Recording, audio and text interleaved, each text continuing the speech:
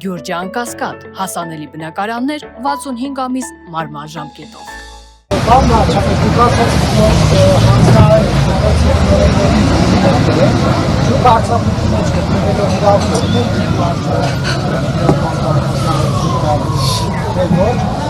Ռուսաստանի Դաշնությունը իր քաղաքացիներին տեղեկացնում է, որ երրորդ երկրների մեկներից ուրիշ լինեն, որովհետև կարող է իրենց ձերբակալել եւ փոխանցել Միացյալ Նահանգներին, այդ երկրների շարքում նաև Հայաստանին ներառել, սա ինչպես մեկնաբանել, Ռուսաստանը մեկ այլ օրենքի համաձայն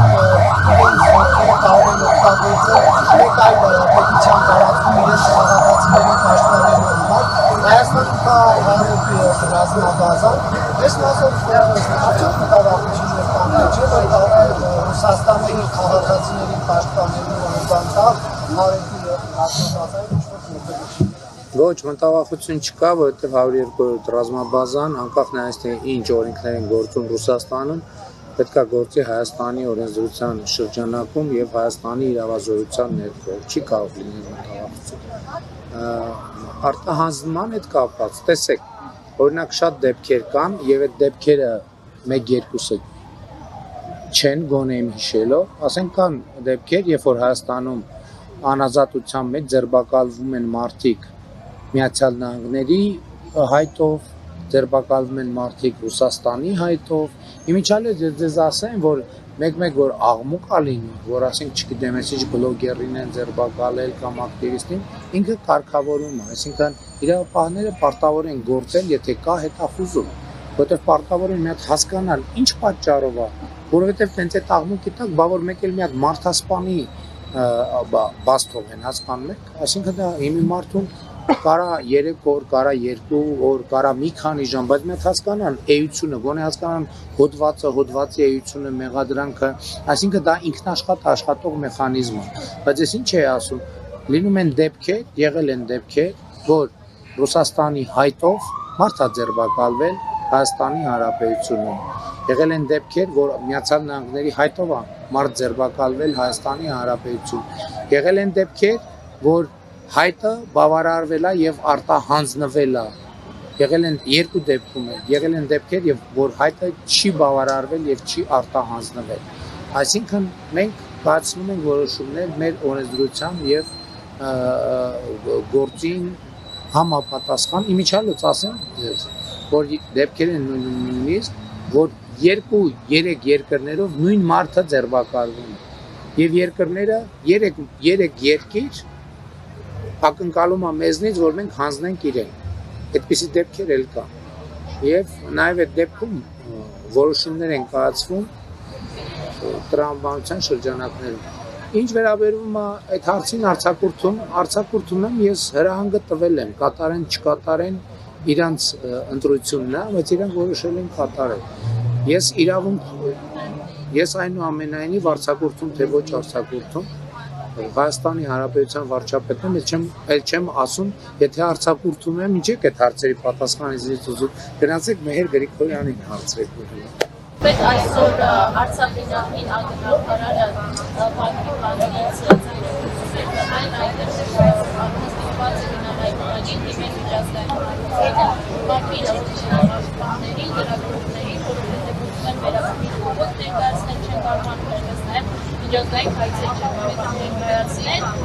ինչ է կարծում ըստ ձեզ բանկի ուղղակի չեք գնել այդ մարդկանց հետ եւ չեք կարծում որ նաեւ հենց սրա համար շատերը չեն հավատում ձեր ասած հավատությանը, ինչպես նաեւ արդեն երրորդ անգամ հարցաշաբաթ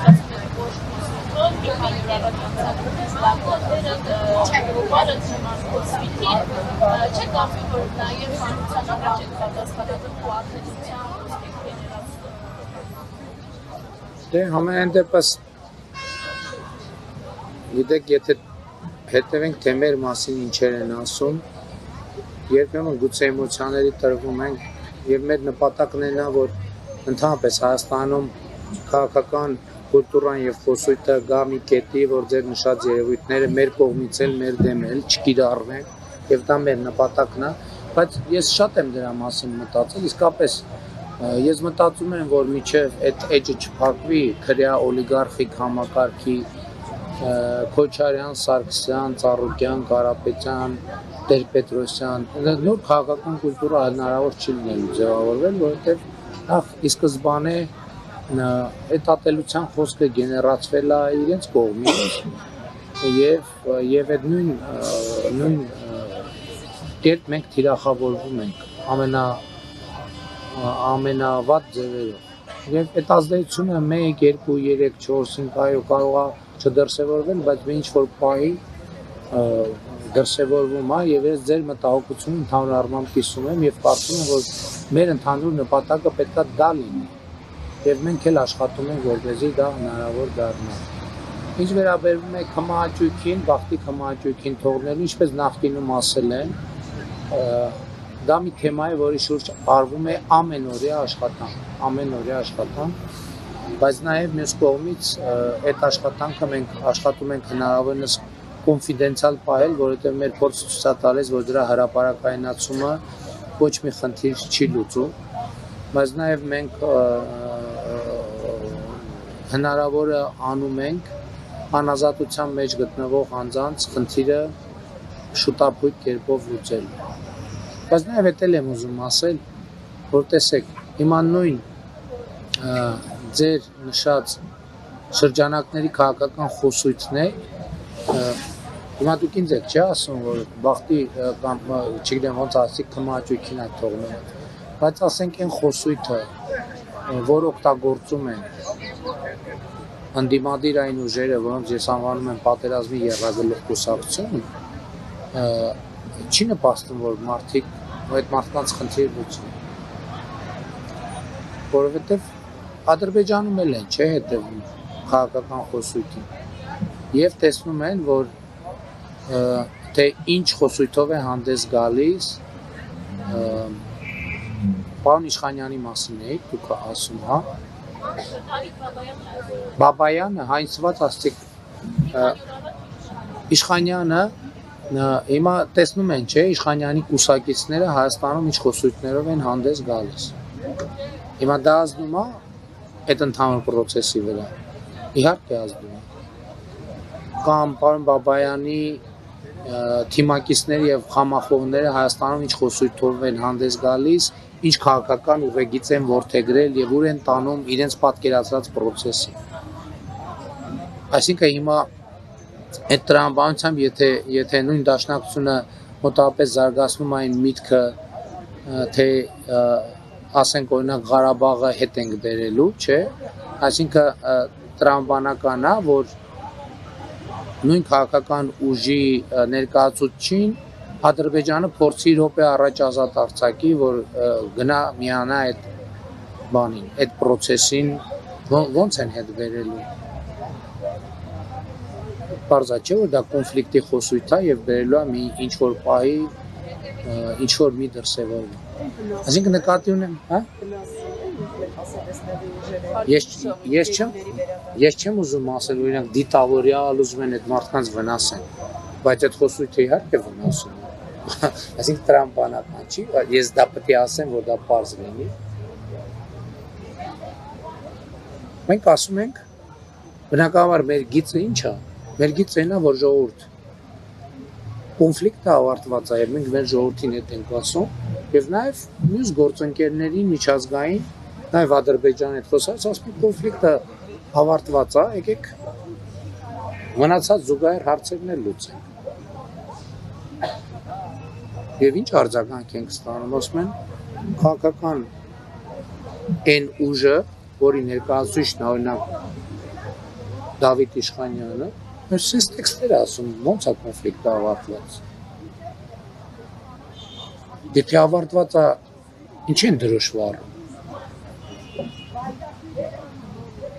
Այսինքն պարզա, եթե այսինքն եթե իրանք ագրեսիվ խոսույթով հանդես են գալիս, ընդհուպ այդպիսի ագրեսիվությամբ, որն է տրամաբանությունը, որ այսինքն մենք այդ մարդկանց ազատենք, որ գան հետո մի հոգի վրա ենթադրենք, իրանք էլ ասում են, ես իշխանությանը հեռացնենք, ես անենք, են անենք, որ մի հոգի ավել հարձակվի մեր վրա, ու պարզ չի տրամաբանությունը։ Եվ եթե դրա մասին ենք խոսում, Այսօր ամենամեծ խոչընդոտ այդ հարցի լուծման է դա։ Որտեվ մենք ասում ենք խաղաղությունը հաստատված է, այո։ Դե ասում ենք եկեք լուծենք, ասում ենք բայց մի րոպե, այդտեղ ինչեր են կատարվում։ Ընդ որում սա բան չի, չէ, Ադրբեջանը իր հրապարակային հայտարարություններով էլ այդ մատնանշումը անում։ Ես չեմ ասում հատուկ տենց են անում, ես խոսում եմ ընդհանուր միջավայրի եւ մթնոլորտի մասին եւ ասում եմ, թե մենք ինչի հետ ենք առնչվում։ Ես հիշում եմ, որ 2019 թվականին Ստեփանակերտում ասել եմ Արցախը Հայաստան է եւ վերջ, ես դա հիշում եմ։ Այո, էդ էլ եմ հիշում։